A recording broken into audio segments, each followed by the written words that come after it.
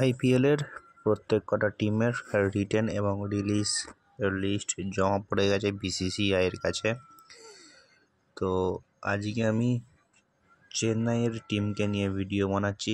আপনারা দেখতেই পাচ্ছেন চেন্নাই ম্যানেজমেন্ট অকশন টেবিলে কোন কোন প্লেয়ারকে টার্গেট করতে পারে এবং চেন্নাইয়ের যেসব প্লেয়ার রয়েছে তারা কতটা কী করতে পারে সেই নিয়ে আজকের কিন্তু ভিডিও। প্রথমেই বলি, যার নাম আপনারা দেখতেই পাচ্ছেন এমএসডি মহেন্দ্র সিং ধোনি। সম্ভবত এটাই মহেন্দ্র সিং ধোনির লাস্ট ইয়ার হতে চলেছে ক্রিকেট জীবনে, আইপিএল জীবনেও।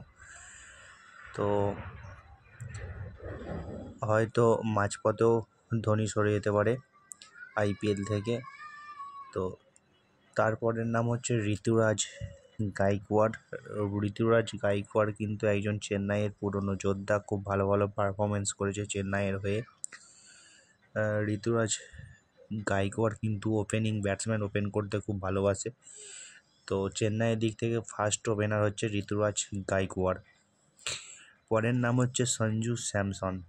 এই আইপিএল মেগা অকশনের চর্চার সব থেকে বড় নাম হচ্ছে সঞ্জু স্যামসন, যাকে নিয়ে সব জায়গায় আলোচনা কম বেশি হতেই থাকছে।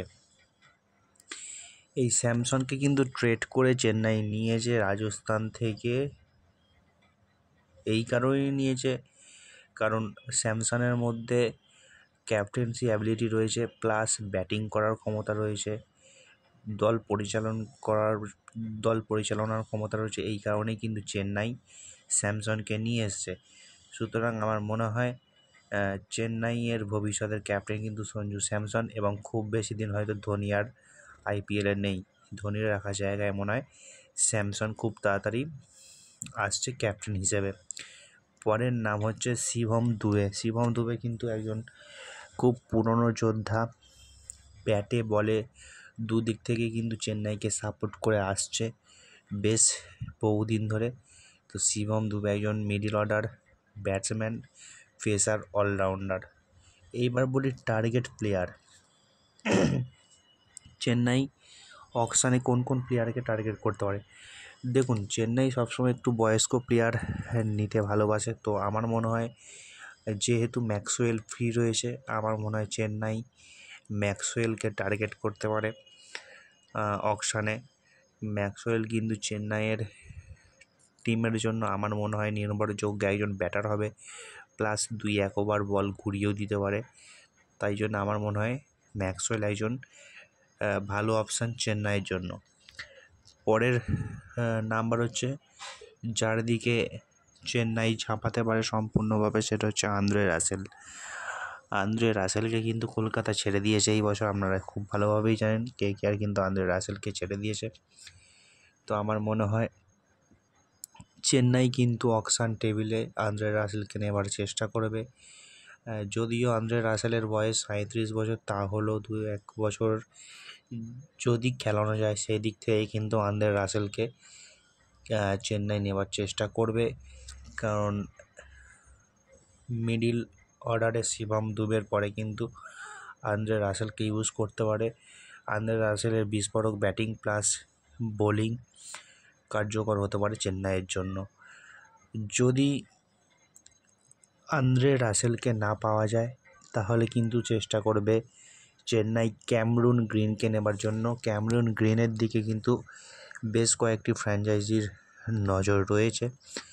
সব থেকে ওপরে রয়েছে কিন্তু কেকেআরের কাছে যে পার্টস রয়েছে, কেকেআর যদি মনে করে তাহলে কিন্তু কেকেআর ক্যামরুন গ্রিনকে নিতেই পারে এবছর। ক্যামরুন গ্রিনের ভালো দাম উঠতে পারে। তো আমার মনে হয় ক্যামরুন গ্রিন খুব ভালো একটা অপশান হতে চলেছে, এবং খুব ভালো একটা পারচেস হতে চলেছে যে কোনো টিমের জন্য। ক্যামরুন গ্রিন কিন্তু নিজের সেরাটা দিতে পারবে। ক্যামরুন গ্রিনের হাতে এখন সময় আছে, বেশ বয়স খুব যে বেশি হয়েছে তা নয়, ভালো ব্যাটিং হাত রয়েছে, বোলিং হাতও রয়েছে। তো ক্যামরুন গ্রিনকে কিন্তু টার্গেট করতেই পারে চেন্নাই। পরের নাম হচ্ছে লিয়াম লিভিংস্টন। লিয়াম লিভিংস্টনও কিন্তু চেন্নাইয়ের জন্য কার্যকারী হতে পারে। চেন্নাই লিভিংস্টনকে কিন্তু টার্গেট করতেই পারে। লিভিংস্টন বলও করতে পারে এবং বেশ কিছুটা ব্যাটিং হাতও রয়েছে লিভিংস্টনের। তো আমার মনে হয় চেন্নাই লিভিংস্টনের দিকেও তাকাতে পারে। এছাড়াও বেশ কিছু বোলার রয়েছে, যেমন লুঙ্গি এনগিটি কিন্তু ফ্রি রয়েছে। লুঙ্গি এনগিটির দিকেও টার্গেট করতে পারে চেন্নাই। যদি স্পিনারদের দিক থেকে কিন্তু অ্যাডাম জাম্পা ফ্রি হয়ে গেছে, অ্যাডাম জাম্পাকেও কিন্তু টার্গেট করতে পারে চেন্নাই, কারণ চেন্নাইয়ের একজন ভালো স্পিনার অলরেডি রয়েছে, গত বছরের নতুন আবিষ্কার চেন্নাইয়ের, সেটা হচ্ছে নূর আহমেদ।